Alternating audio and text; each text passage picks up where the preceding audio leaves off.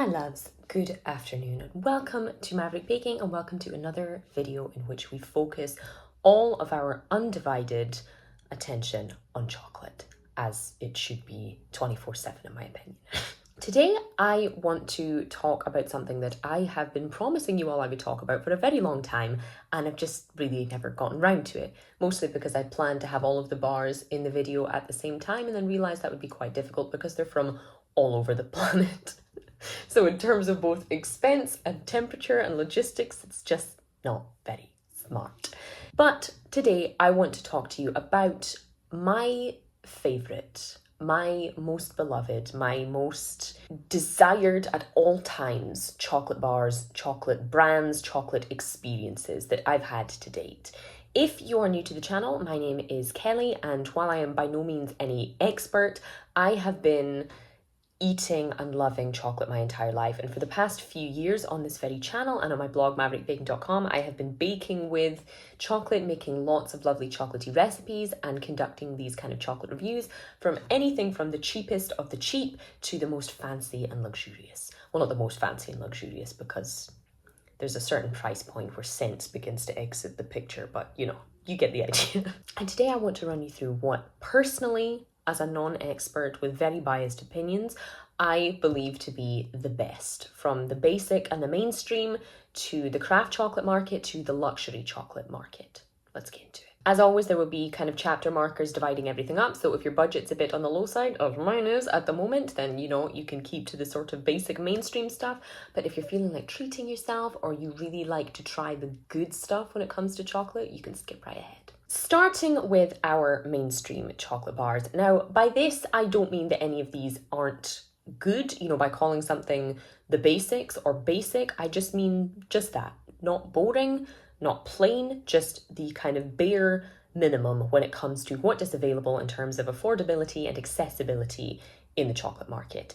And one that I could not get out of my head when thinking about it is the Kinder Bueno.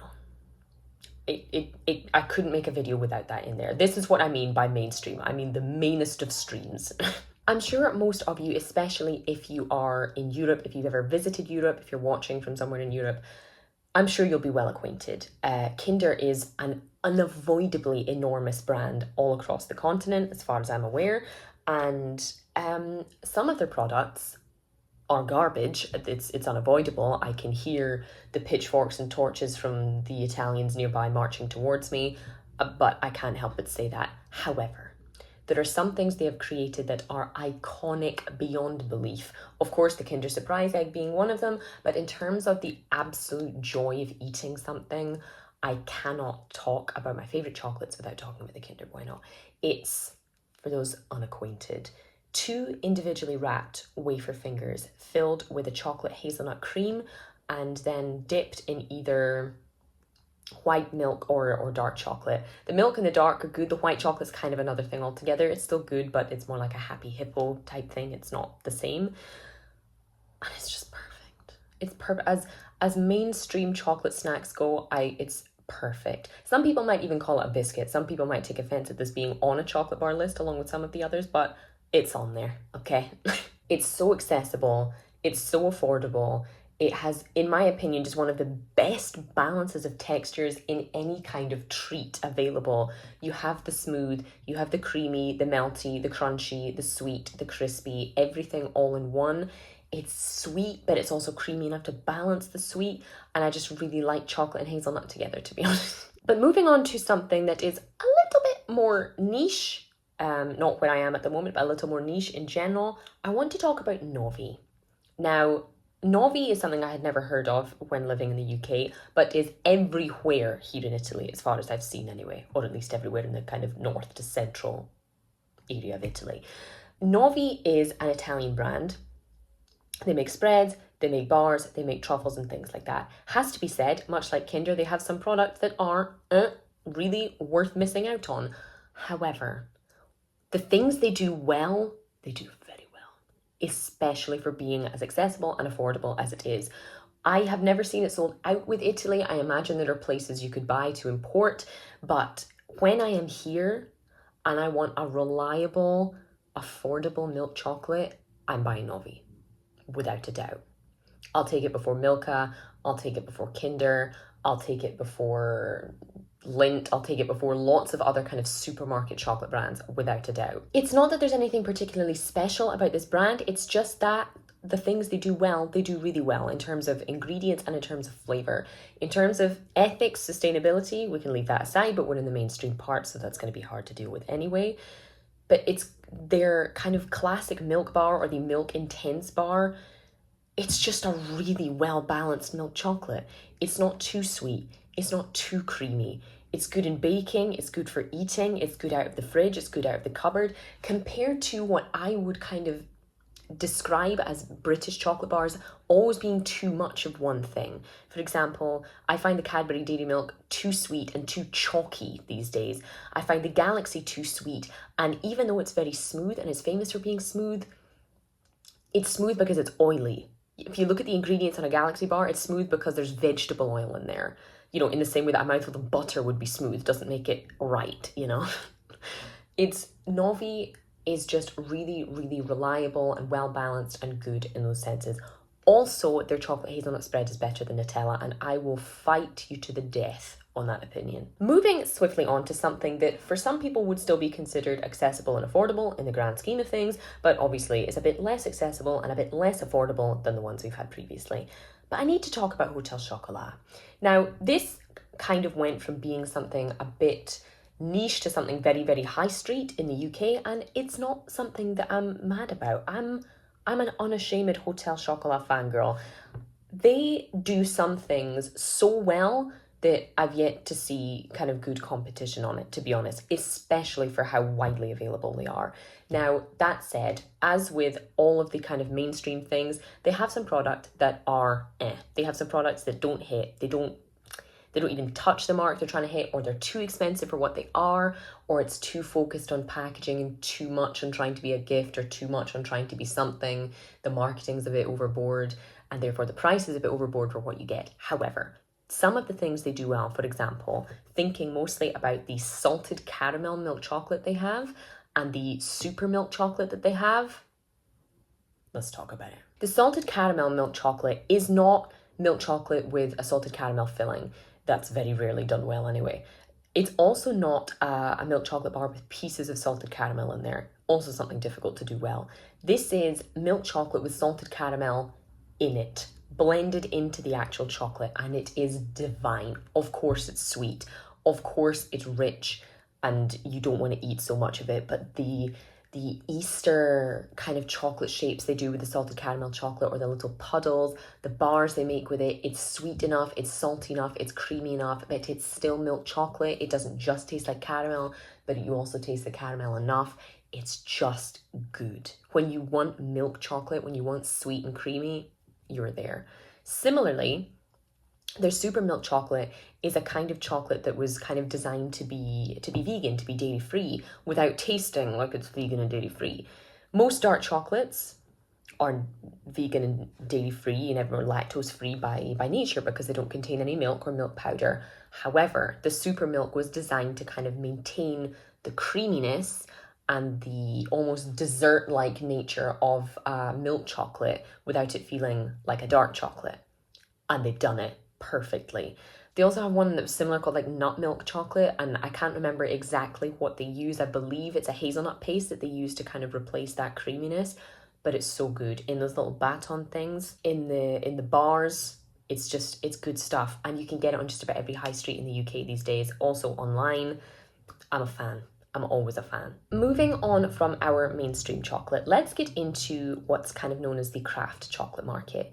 Now, craft chocolate doesn't just mean that, it's one guy in his shed hand wrapping everything, though some brands really are like that, and they're usually very, very good. But it also doesn't mean that it's an insanely inaccessible luxury either. It's somewhere in between. Craft chocolate, I think, is for the curious and for the nerds, or for both. And these are brands that you won't find in supermarkets. You may find them in specialty shops, you may find them only online, you may find them only from the shops or from the actual manufacturing place where they are made. I want to talk first about Menacao, because this is a brand that if you're into craft chocolate, you will have heard of before. If not, you probably haven't.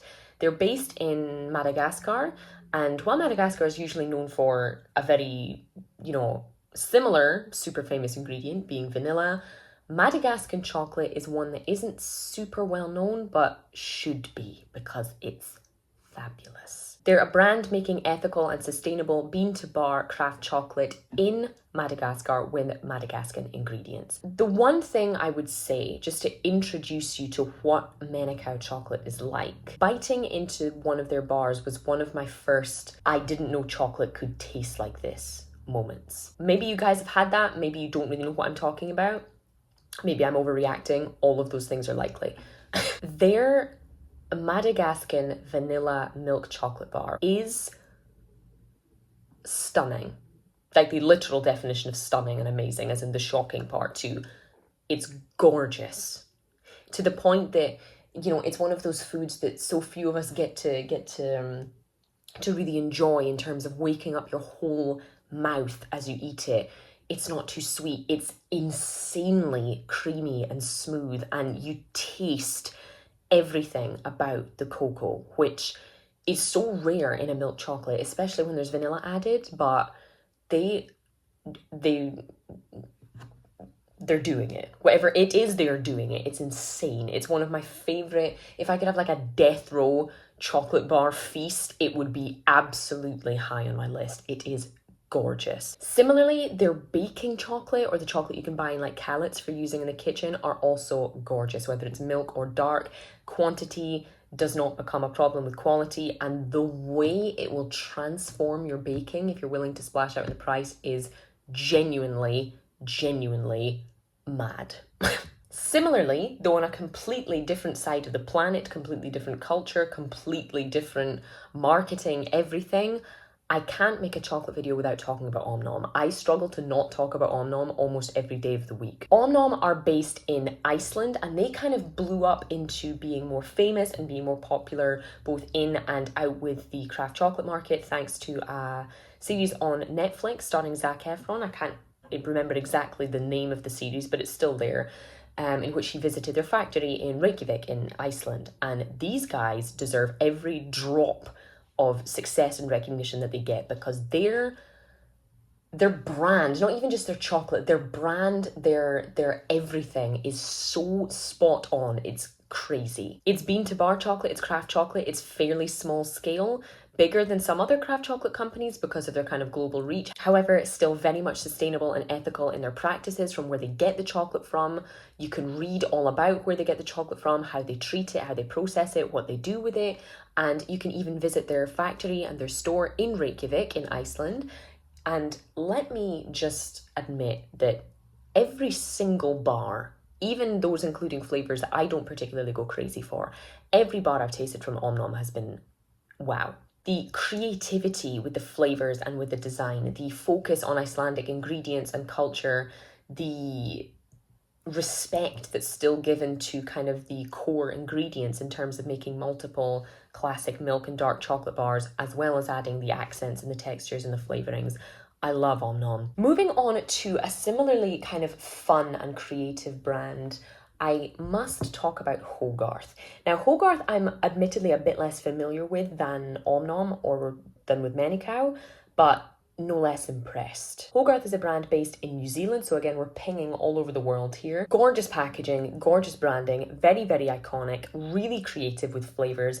Again, much like with Om Nom, incorporating not only creative flavors in general, but almost incorporating kind of Kiwi culture and ingredients into the bars too, to make something that other companies couldn't imitate if they tried. And that's something I really, really respect and admire. Specifically, one of the most mind-blowing mouthfuls of chocolate I've ever had in my life has been from Hogarth, and that was from their buttered toast sea salt chocolate bar. I think it's around a 60% milk chocolate, so again, nothing too creamy and sweet, but nothing too strong either, but just mind-blowing. The texture, the fact that you can taste buttered toast in there, you can taste the salt, you taste the butter, you taste those tiny toasted breadcrumbs in there, and the chocolate around it being one of the best milk chocolates you've ever had. Say no more. Similarly, they have a stunning Gianduja bar, being that combination of chocolate and hazelnut that normally Understandably, it's done best in Italy, where it was invented. Hogarth have nailed it, and I would always, always, always, always, always recommend trying them if you're planning to treat yourself or to get a nice gift or just to experiment a bit more with your chocolate flavors. Not always the cheapest, depending on where you live in the world, because being shipped from New Zealand, obviously not the cheapest, but fantastic stuff. Again, ethical, sustainable, good. Even if you're buying the most basic of their bars, you'll be impressed. And speaking of toast and salt and chocolate all at the same time, I would be nothing but neglectful if I didn't mention Pump Street chocolate. Again, pinging back from the southern to the northern hemisphere, Pump Street are based in England, and they started out, I believe, as a bakery, and they still are a bakery. Their most kind of iconic bar is one that I tasted a couple of years ago, and it's their sourdough and sea salt bar. Combining those two things and then being able to reduce waste and like recycle and kind of upcycle their offcuts and their leftovers, their spare products to use into a chocolate bar that's then going to be even more kind of luxurious is not only genius and incredibly admirable, but it's very tasty. The milk chocolate sourdough sea salt bar contains big kind of flaky bits of sea salt straight in a really high quality, gorgeous creamy milk chocolate, but also their sourdough, their toasted sourdough crumbs. For Christmas, they even did a dark chocolate one with kind of leftover bits of toasted panettone, which I feel like even the description just does all the justice it needs. Pump Street are making seriously, seriously good stuff. They don't have an enormous product range because it is a fairly small scale kind of operation, but if you can get your hands on it, please do it. Finally, let's get into the luxury though. And by this, I mean not just the stuff that's widely available, and I don't just mean the stuff that's kind of handcrafted. I mean the stuff that's designed to be luxurious. And a little bit of patriotism comes in here when talking about Ian Burnett. Ian Burnett, or the Highland chocolatier, is very exclusive. Probably one of the most exclusive kind of in this video that I'll talk about. Really not super widely available or super well known, but it's one of those experiences that so few of us have, like when you go for a very kind of upscale afternoon tea or you go to a Michelin star restaurant. Ian Burnett chocolate feels like you are eating something you were never meant to have access to. And I don't mean that in some kind of forbidden way. It feels like the kind of chocolate that the king and queen would eat. It feels regal. It feels luxurious beyond the understanding of the average person. I know this sounds ridiculous. Have a look on the website. You may see what I mean.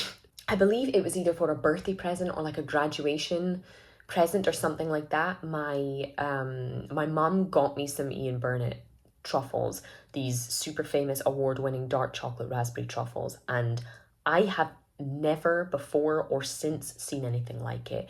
I'm not just talking about a box of chocolate truffles that you can pick up and give to someone. These need to be kept refrigerated. They have a really, really short kind of expiration date on it. They come with this tiny fork to eat them with, and it's just an absolute sensation on the palate. Obviously, the chocolate's very good quality, and the ingredients used in it are also very good quality, but the whole thing, it's an experience as much as it is a treat. You know, these things, I think there was only like 8 or 10 in a box, cuboids, essentially, of this dark chocolate truffle made with proper fresh Scottish cream, Scottish raspberries in like this kind of really fine powder. And when you know, it's one of those things that you're supposed to not touch, you're not supposed to chew it, you're just supposed to let the temperature of your mouth do all the work, basically, and they were gorgeous. I've never bought them since because it feels like the kind of thing that's wrong to buy for yourself, but absolutely recommended. If you need to give someone a really fancy gift or you want to really treat yourself, absolutely recommended. We move on to something that is slightly less exclusive and slightly less luxurious in terms of, you know, the actual ingredients and the experience itself, but something that has to be mentioned. Let's talk about Venchi.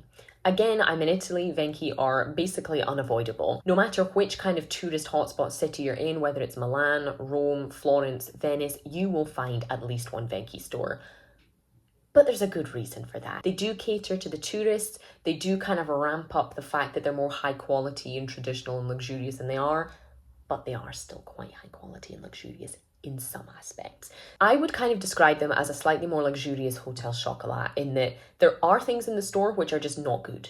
I have to be completely honest. I reviewed some Venki chocolate either a year or two ago, and I said the same thing. They have some stuff that they sell cheap or that they clearly make to make profit on, and that's about it, and they're not good. There is some low quality stuff in there, it has to be said. However, the stuff they do well, they do very, very well. If you are going to go in and get yourself something from Venki, the gelato is good. You know, it's not the best. The gelato is good. The whole experience that comes with it, the fact that the cones are very unique, you can get the kind of spread thing in the cups. It's expensive, but you can get more than one flavor in one kind of scoop. It's, you know, it's a whole experience and it is worth trying. But in terms of the actual chocolate too, if you're going to get anything from Venki, get some very kind of traditional stuff. There will be things in there that have, you know, white chocolate and coconut and fancy other ingredients and textures and crunchy things, and, you know, they're good, they are good, but it's not what they do best. What you want to be getting from Venki are gianduja, cremini, anything that contains pistachio or hazelnut along with a kind of milk chocolate. They are absolutely unbeatable in terms of kind of luxurious but still somewhat mainstream Italian chocolate, in my opinion. Their dark chocolate can leave a lot to be desired. Their gifts, as in their gift boxes of chocolate, are one of the most beautiful things I've ever seen though. They've got really unique packaging, really unique kind of ideas, especially around Christmas. The whole store is just gorgeous to walk in and look around. And I mean, so is their website, to be honest. If you're going to Venki, go traditional, get stuff with Italian ingredients, Italian ideas, classic Italian recipes, because that is what they do really, really, really bloody well. And finally, sticking to the Italian theme and something that is even more niche, but that I can't not talk about, and that's Vizio Virtù. Vizio Virtù, or Vice Virtue, is a place kind of nestled in the heart of Venice. You can order the products internationally and also from anywhere within Italy, but if you want to go into the store, and if you can go into the store, you should. The best way I can kind of describe it, both to people in and around Venice who've never been, or to people who've never visited at all, it's like a little cave of wonders. And I know this sounds really dramatic. It feels like real craft chocolate, like real luxury product made by just literally a couple of people. And everything I've tasted from them has been good. While it might not necessarily be on the same level of mind-blowing per mouthful as I have had from other brands, it's one of those ones that's good across the board, whether it's for baking chocolate, for bars, for truffles, for hot chocolate, for gelato. Everything they touch is golden, in my opinion. And like I said, a little bit more niche, not super accessible, very luxurious, and very rightly so. And on that note, while my insatiable hunger for chocolate in general has been made even more so, and it's too hot to have any right now, I hope you guys have enjoyed that. I really hope to hear kind of your opinions in the comments. Let me know what you think. Do you agree? Do you disagree? Both are absolutely welcome. Discussing chocolate is one of my favorite things to do while awake. Let me know what your favorites are, mainstream, craft, otherwise. Let me know what it is you can't resist. Let me know the kinds of flavors you like, the kind of brands you like, what you don't like. And I hope that you've drawn either some kind of inspiration from today's video, or, you know, a little bit of entertainment even, that you've maybe learned something, you've learned about a new brand, or you've learned something about a brand that you've been wanting to try for a while. Whatever it is you've taken from it, thank you so, so much. And thank you to everyone who kind of requested this as a video idea. And sorry I took so long to do it. But that is all I have time for today, folks. Thank you so, so much as always, and I will see you for the next one.